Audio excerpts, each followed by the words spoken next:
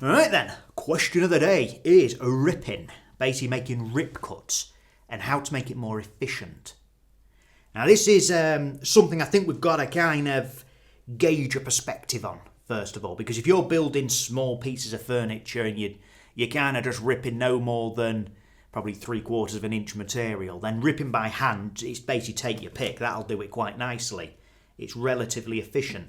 But I think where this question was probably going was more, you've got a load of 2-inch plus thick material to rip down, something like oak or something like that, and what would be the best approach? Now, I have to say, in all the years that I've been doing this, and it's been a long time now, ripping has definitely become the most inefficient thing by hand that I can do in this workshop. It's I've never found a way that's really made me think, I've got this sussed now. Now, when it comes to hand preparing, planing, thicknessing, I've got pretty proficient at it, quite fast. I can settle into a nice routine. I don't tire. But when it comes to ripping, it's always that sod of the job. I never look forward to it. That initial ripping down a load of bloody wood to blank it out. So whenever possible, I always have a bandsaw. Throughout my life, I kind of go through phases where I move workshop and there's no power for whatever reason, and it goes up and down. So the bandsaw has been in and out of my life since I started. I probably had one as much as I've not had one. So I often have to fall back onto the hand ripping. But I would say, due to its inefficiency, if you can, get a good bandsaw. And the thing doesn't need to be set up well. Right behind the camera now, I've got a bandsaw. It's a little old Start-Rite, and it's fantastic. It's always got a coarse blade in, and it's pretty much only used for ripping. I don't do fancy joinery or anything precise on it. It is just ripping stuff to width. So, unless there is a reason you can't, I would always say just accept hand tool ripping is a bit inefficient and get a bandsaw. Now, if I haven't got access to one, I kind of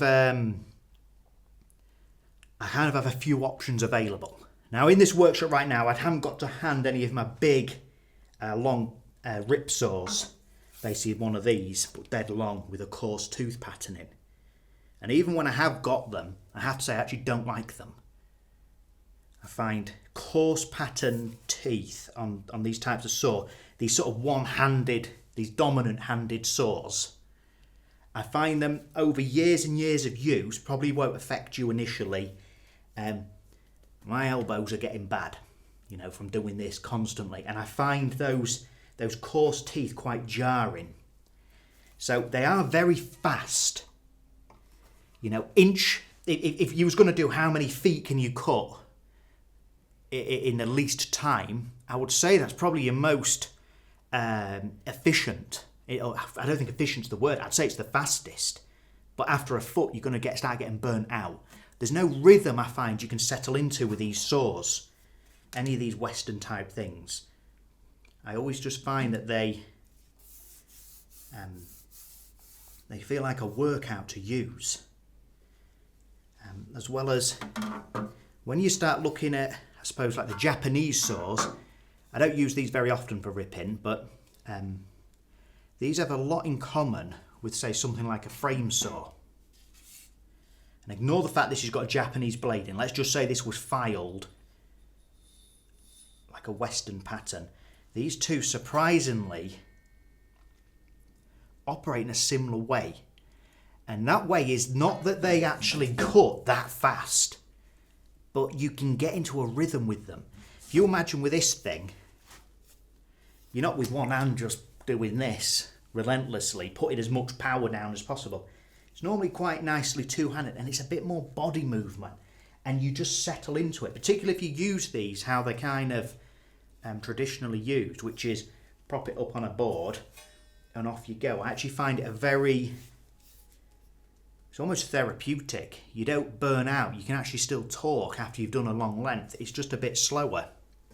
But that's the thing, you've got to gauge whether is this just a quick rip one board down, or have you got to do this all day, because that's going to dictate which way I would probably go. And the same with this.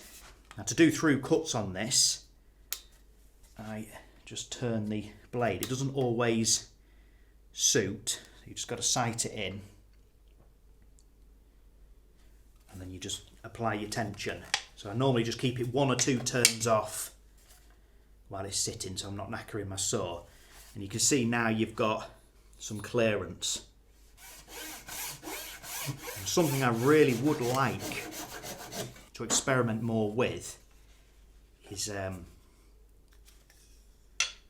making one of these where the blade actually sits vertically in the centre, and on either side of the frame you have the wooden beam, and that's how you tension it, because that way you can hold it like this, if you could imagine.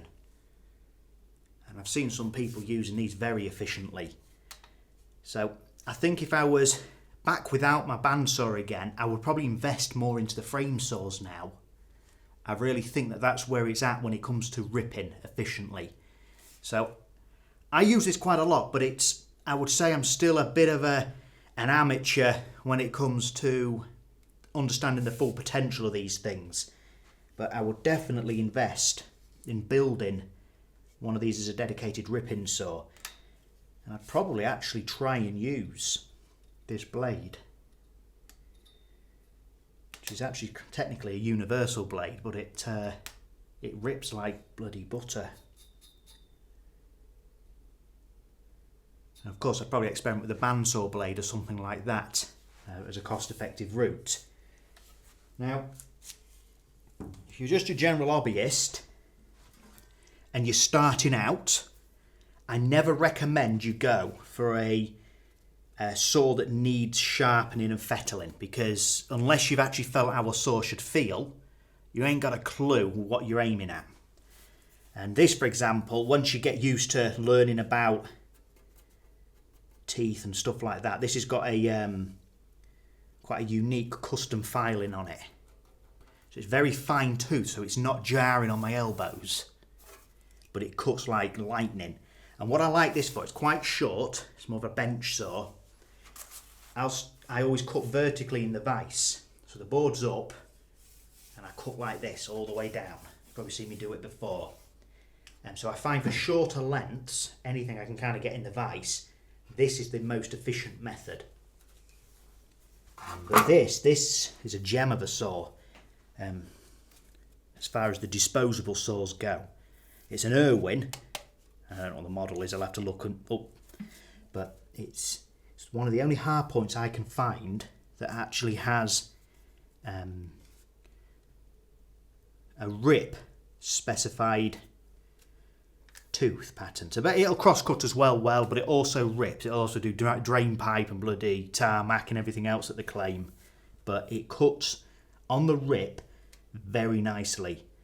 So I'd actually always say that this is almost an essential saw. You always want that in your tool bag. It's also worth mentioning that I use a good few different sawing techniques with the standard handsaw. And I'll often use each of these in the same long cut, just to change the muscle groups and keep me going a bit longer. I'd like to at some point do a dedicated video to show you some of these. So for starting out, this thing, I've ripped the occasional bit of 2-inch oak with it quite nicely. It's a bit of a ball ache, obviously, but it will do it. And of course, then it's just whether you want to start experimenting with different cultures and different methods of ripping. This is very alien. If you're used to these, this feels alien. But once you settle into it, you actually start to think, hang on, there's something in this. And that's because you can settle into it and you can go hour after hour.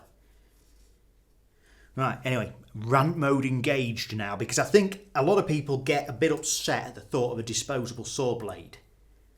And I'm quite pro hardpoint tooth, which is odd, considering I can sharpen saws no problem. And the reason that I like them is because if you're trying to get somebody going, they're ready to go. you can get on with your work and crack on. You're not struggling for your whole life. I see so many people starting out and they get themselves these beautifully preserved specimens of the past, and every tool in their toolbox is this. It's basically all old wooden planes, all old saws, but they've never actually felt what these tools should feel like in use. And they spend the next year setting these tools up before they ever actually get to make out. And I just think sometimes just get on with the job. And these things, I'm not being funny, they're probably better set up than you could probably ever sharpen in your life.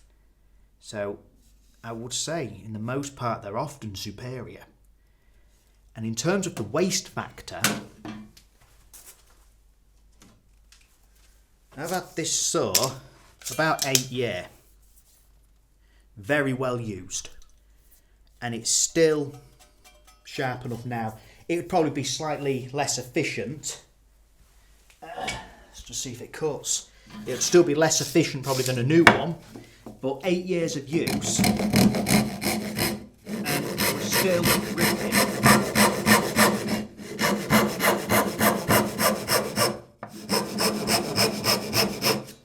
That's pretty effortless, and we're at true thick 1-inch pine there. Look how thin it is. Turn it into a scraper if you don't want to throw it away. Keep the handle.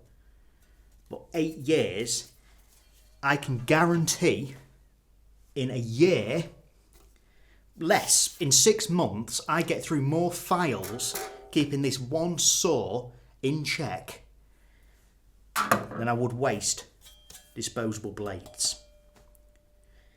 So on that factor alone, there's actually nothing in it when it comes to waste material. The only thing I'd say with these, the shame, is these bloody handles. Wouldn't it be nice if you could get a wooden handle that would clip into them so that you could switch your blades? But again, these last forever. If you're not cutting plasterboards with them, the workshop work, they last and last and last. On average, I think I get 2 years out of one of these. And when I look after them anyway. So try not to fall for that illusion that it's wasteful going for a disposable blade, because it actually isn't. Unless you know what you're doing with a file and sharpening these. You know, even if you do, you're going to know how many files you get through. They don't last very long.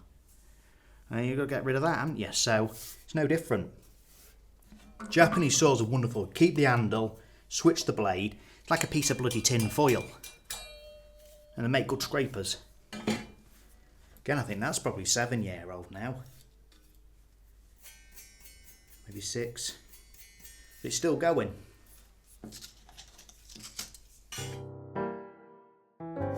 This last one's a bit of an odd bod, but it can sometimes be a lifesaver.